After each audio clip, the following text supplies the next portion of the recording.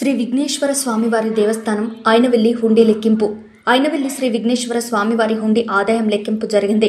56 రోజులకు ఆలయ ప్రధాన హుండీల నుండి నగదు 22,21,485 రూపాయలు, అన్నప్రసాదం హుండీ నుండి నగదు 58,071 రూపాయలు, వెరసి మొత్తం 22,79,556 ఆదాయం లభించింది. బంగారం 3.5 గ్రాములు, వెండి 290 గ్రాములు మరియు పలు దేశాల విదేశీ కరెన్సీ నోట్లు 6 వచ్చాయి. పర్యవేక్షణాధికారి జంపా రామలింగేశ్వరరావు అమలాపురం ఆధ్వర్యంలో జరిగిన హుండీ లెక్కింపులో ఆలయ పాలమండలి చైర్మన్ గుత్తుల నాగబాబు, ధర్మకర్తలు Damisetti Venkateswararao, K Mangadevi, G Hemalatha, P Mangadevi, అర్చక స్వాములు, గ్రామస్తులు, పత్రికా ప్రతినిధులు, state bank of India Mukteswaram దేవస్థానం సిబ్బంది పాల్గొన్నారని కార్యనిర్వహణాధికారి ఎంఎస్ రాజు తెలిపారు.